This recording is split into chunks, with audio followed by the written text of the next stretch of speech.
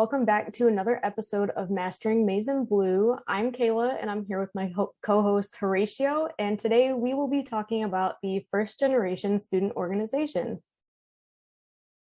To start off, we're going to go ahead and introduce ourselves. My name is Kayla Leonard. I am majoring in biochemistry.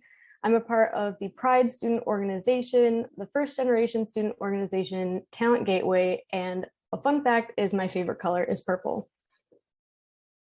Everyone, as Kayla mentioned, my name is Horatio. I'm a computer science major. I have lots of involvements on campus. I have a lot of fun with everything I do. And just a fun fact, my favorite color is red. So we're just going to go ahead and introduce our guest here from the First Gen Student Org. I'll go first. My name is Bridget Bradicus. I'm a bioengineering and mechanical engineering dual major. I actually used to be in the position that Kayla and Horatio are in, where I was in a previous OL, and I am the current president of the First Gen Student Org. Hi everyone, my name is Nicolina, and I am a chemistry major and psychology minor. I'm also pre-med, and I am not cool enough to have been an OL at some point in my college experience, but I am the treasurer of First Gen Student Org, and I was formerly the fundraising and scholarships officer, so it's pretty cool to be here with you all today. Awesome, it's cool to have you here. I know you, Bridget, and I have been classmates for the past few years, and we get to explore different parts of campus. You know, we're all majoring in different things. So with that being said, I want to know what's your favorite part about UM Dearborn? My answer to this is always the community. I absolutely adore the connection that you get from being part of U of M Dearborn. It was actually one of the deciding factors for me coming to U of M Dearborn was the community. It reminded me of a second home and the conventions that I attend. And those are two very important things to me. And I've really felt strongly connected to everyone on campus, even virtually over the course of the last year. Yeah, I have to agree with Bridget. Honestly, I love the fact that the school is small enough to where you know your classmates on a deeper level and you can interact with people, even your professors, and just like develop those close connections with people and like make amazing memories. I mean, I know Bridget and Horatio and I have known each other since like our first month of college, and like to see our friendships grow and see other friendships blossom in between that is just really, really beautiful. So being able to have connections like that during your college experience is like the best thing ever. Yes, absolutely. I love the fact that all three of you have kind of grown together from your first time or your first semester here at UM Dearborn. It's just so cool to see how people grow together. And that's honestly one of my favorite parts about UM Dearborn too, is it's so personal. And so kind of piggybacking off of your answer, both of your answers, actually, our next question is, how would you describe campus and the community?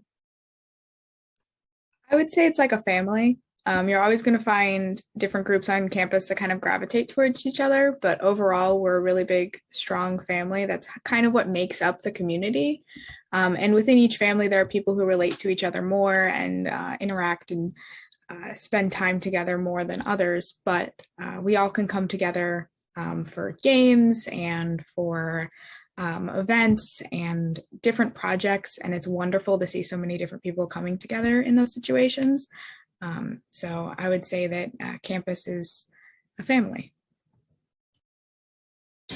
Yeah, not trying to steal Bridget's word over there, but first thing that came to mind for me was family, but also like acceptance. I feel like on campus we have people who have a lot of different identities, and just to see like different religious beliefs and different, political, personal beliefs, like all different types of backgrounds and how people identify themselves, like we can still come together as one and still feel accepted and cared for and like heard, no matter like what part of campus you're part of, if that makes sense. So I think that's pretty cool.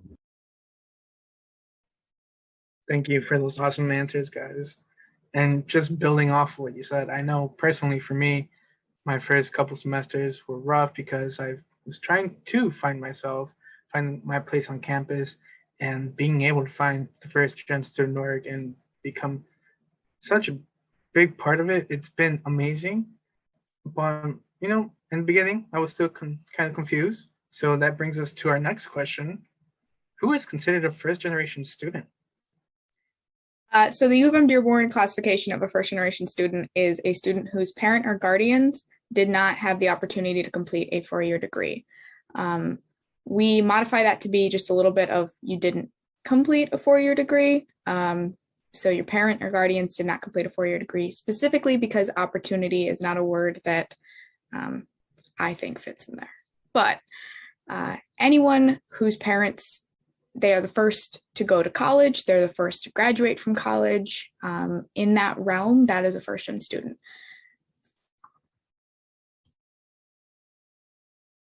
Yeah, I think Bridget pretty much described it pretty perfectly. So, yeah. Yes, I'm so glad you guys were able to answer that question, because I know for a lot of people, they are first gen, but considers themselves not to be because maybe a sibling went to college or a close aunt or uncle. So I'm really glad you guys were able to kind of tell us a little bit more about that. Our next question is, what is your favorite part about being a first gen student? I absolutely adore it for the family that I've been able to create from it, for the connections that it gives me, but also because being a first generation student gives you a lot of grit. It forces you to kind of become a little bit more independent a lot faster than some other students have to. We're going to college and we're not really kind of aware of what those resources that we might need are, and we're experiencing completely new things. Sometimes students whose parents went to college overseas, it's a completely different experience than what they went through compared to what that student is going through. And so we're able to create a family from those shared experiences, but we're also very strong. We're very strong-willed. We've got that grit and we've got that perseverance that I absolutely adore. So fun fact, I'm not actually a first gen student. I'm a second gen student. That kind of throws people like off because I'm very involved with first gen, but my dad, was a first gen college student, first of his family to graduate with a degree and go to college and everything. And his story is really, really inspiring for me. And the reason why I got involved with first gen, because I saw how hard he worked, coming to America as an immigrant and being someone who was like a financial provider for my grandparents and their family and his brothers and everything. It's honestly like inspiring to see that he was able to go through 4 years of college, working 3 jobs, paying off all of his debt while he was in school, and being able to go from nothing to being amazing at his job. He works at Ford. He's pretty high up in the corporate ladder, and just to see his growth, like coming from a third world country, coming from nothing to being able to build so much success, it motivates me to want to do the same for myself, and motivates me to support students who are in that same situation where there might be language barriers or financial barriers or whatever barrier it is that prevents them from getting an education. Being a first gen student, like I feel like for me to have the opportunity to go to school and not have to worry about the things my dad worried about is a true privilege, and the least I can do is support students who struggle that way, like being first gen students. So that's my story. And what a beautiful story that is. Thank you both for sharing. I know we've talked about what classifies a first gen student and being a first gen student, but now we want to talk about what the first gen student org is. What's it about? What does it do for students? Kind of tell us a little bit more. So the creation of the first gen student org was something that I was there for, and we wanted it to be somewhere that first gen students had extra support from other students. They had more resources from students who maybe had gone through the same thing or knew where to go.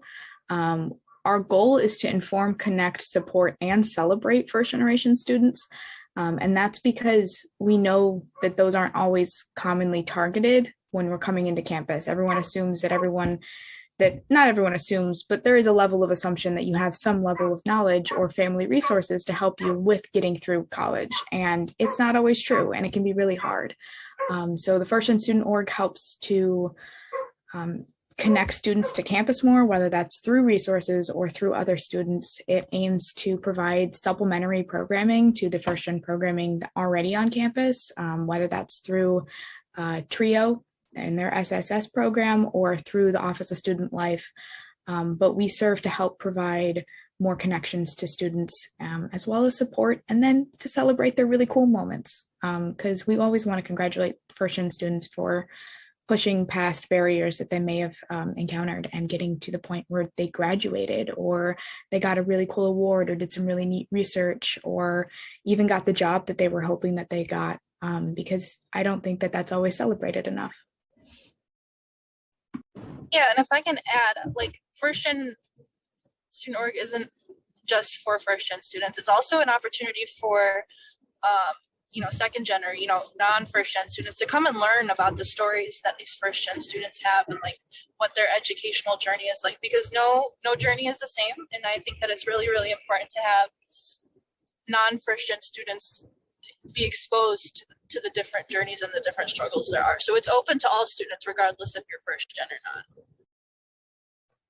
Yes, absolutely. I love that you threw that in there, because I know for sure for me joining this org, I was like, I don't even know if I belong here. You do. You definitely do, no matter what. And I also kind of want to throw in there a couple of things that Bridget said. Thanks for that TRIO plug. That was cool. And also, we did have an event, I think later or earlier this year, where we got to meet with other first gen graduates who had actually moved on and gotten into their careers, and it was really cool to see how people like us can grow up and actually be successful. And so that was really cool. But our next question is, what made you want to get involved with this organization? So I was one of those students who didn't actually know that she was first gen. Until I had Salo Ortiz, who was the previous First Gen program coordinator, specifically reach out to me and ask me to apply for the First Gen leadership team. And the First Gen leadership team was actually the stepping stone to creating the First Gen student org. We ended up becoming the first e-board for the First Gen student org. And it wouldn't have been possible without Salo reaching out to the people he reached out to. Reem, Brandon, and I were the three people that kind of helped to found the org, because we knew that there was a need for it and it would benefit far more than whatever we could imagine. And it has so far, actually, which is really cool. So Salo was the reason that I got involved at first. For me, I think right before COVID hit, there was like I can't remember what type of meeting it was, if it was just like hey, like, come see what First Gen's doing, and there was free food. And so like any other wise college student, I gravitated towards the free food. And then I saw Bridget's face, and Bridget and I had known each other since literally my first day of college. So I was like, oh, like, let me go support her too, and let me get this free food. And then I signed up for their stuff or whatever, and then like a while later, I don't know, I think I had texted you, Bridget, and I was like, hey, like, I know you're working with First Gen and stuff, like, if you ever need anything, like, let me know, I'd love to get involved. And then I see a week later on their Instagram or whatever, we're looking for a student board, like students to fill our like student board and whatever. And I was like, yes, this is something I want to do. And the reason like I really like got motivated was, like I had mentioned for like my dad's story with his college experience or whatever. So I was like, this is the perfect opportunity for me to give back to other students, like recognizing the privilege I have being able to get an education. This is my opportunity to give back and provide support for them. So ultimately it was the free food that got me involved in this organization. So yeah. It's funny because I was at that exact same meeting you are talking about. I feel like that was pretty much the flashpoint for whatever happened next with First Gen. And, you did mention free food, which leads me to the next question. what benefits can students gain from being a part of the First Gen Student Org? So we have a lot of resources because we are a sponsored student organization. We have a lot of collaborative efforts that we do with the Office of Student Life and their First Gen programming, as well as with TRIO SSS and their programming targeted at First Gen students. We have a lot of resources that we reach out to. We engage with alumni and try and get as many events as we can. There is a First Gen fan club that is run by the Office of Student Life that we engage with and collaborate with to bring faculty and staff as well as alumni in on events so that faculty and staff are able to talk with First Gen students about experiences that are happening or how to best support them. So there's ways for students to be involved with improvements in classrooms. There's ways for students to be involved with outside resources through alumni. There's ways for students to be involved with resources on campus. We share a lot of different resources much as we can, but we also celebrate First Gen students, and we make sure that they are recognized, and we do fundraising through our Go Blue Day and Giving Blue Day and all of the days that we can fundraise to help students.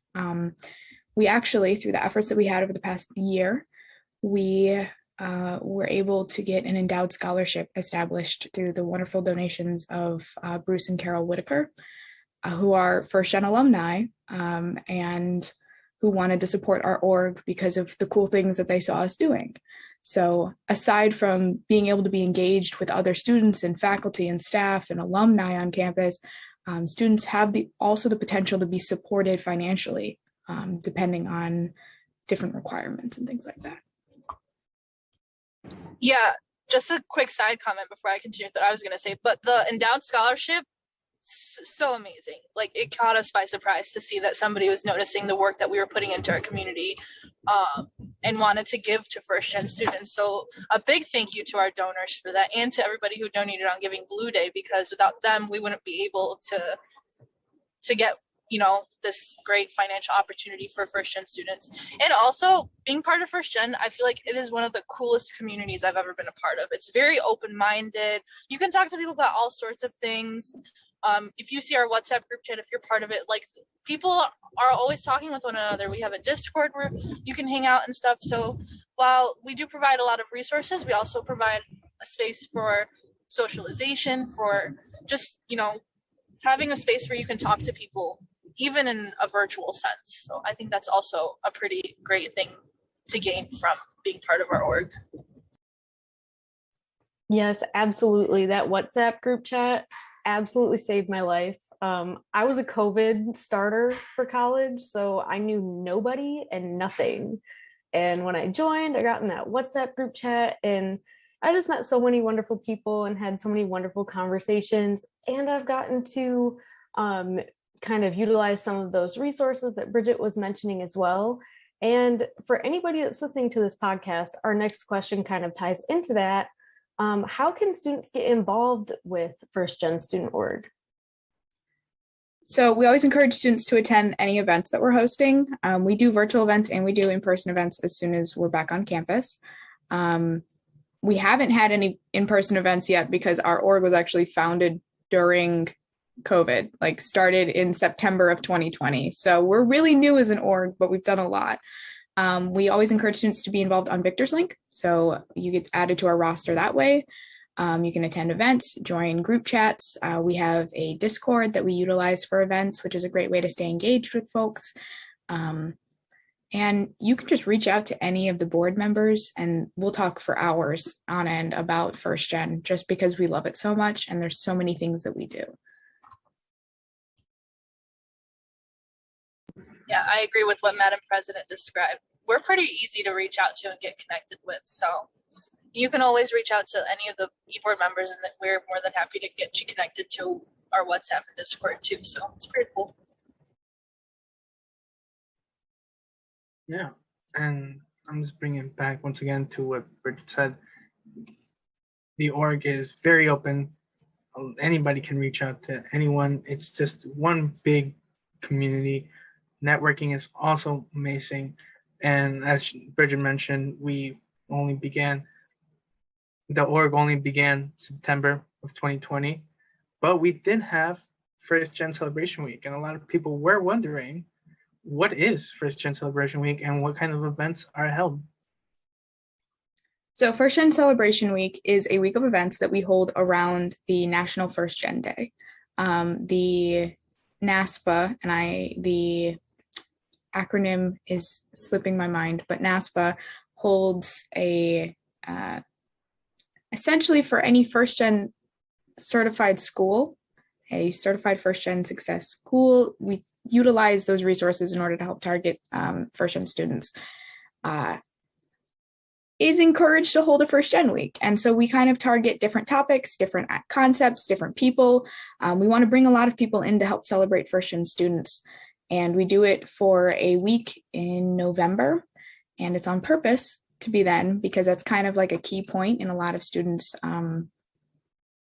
academic careers, especially that first year. It's very important. That November time, I feel like, is high stress. And so we kind of help to alleviate some of that stress, provide even more resources. We help faculty and staff to stay connected to their first gen students in their classrooms, as well as engaging with new faculty and staff who may not have known about first gen and what that means to be a first gen student. And we've only hosted it for 2 years so far, but we are going to continue hosting it, and we want to make it bigger and better each year so that it engages with more students, and even non-first gen students are invited. Everyone is invited. We want to engage with as many people as possible, talk about first gen students as much as we can, because we think that they're pretty cool.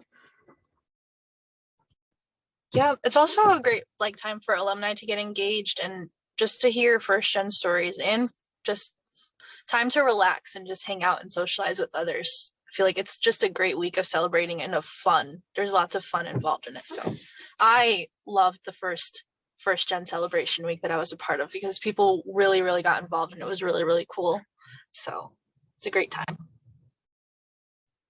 Yes, absolutely. And that kind of week or that time in November is absolutely high stress for a lot of students. So having first gen celebration week then, and having some time for first gen students kind of cool down, or any students for that matter, is really wonderful. So thank you guys for that. But our next question is going to be, what advice would you give to a new Dearborn student?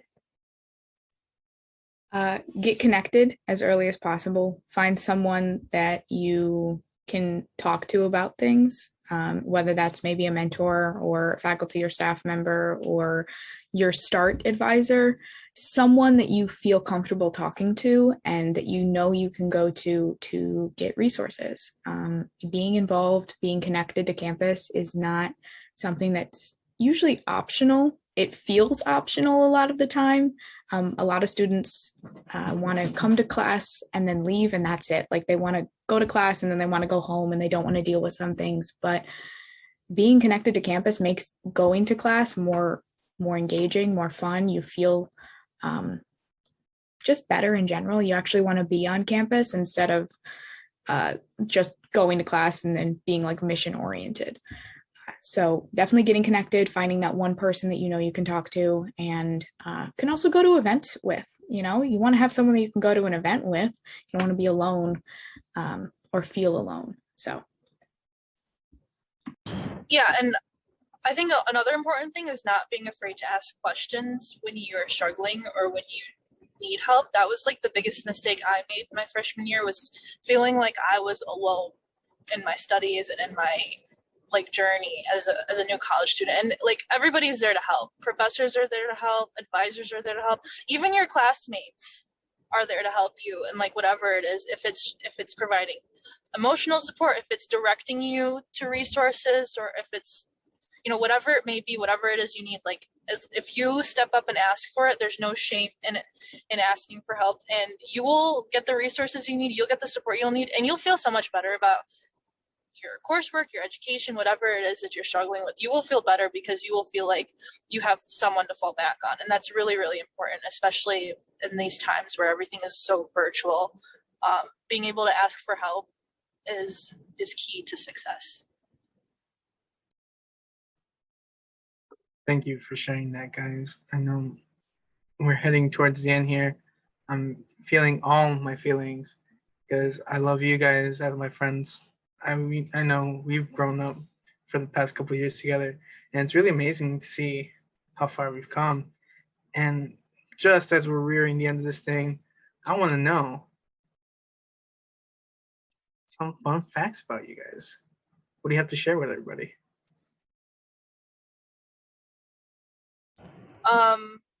There was this one time that I got killed by a cow in Minecraft. That's a fun fact about myself.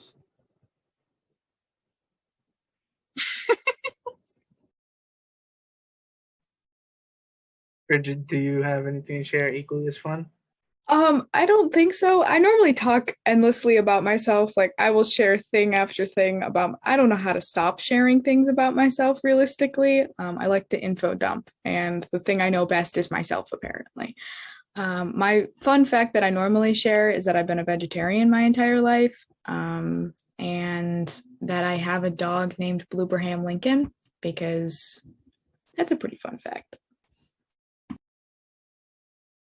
Dang, your facts were way more normal than mine. I feel kind of awkward now. Dang, Horatio, well, do you I can't have take it back now.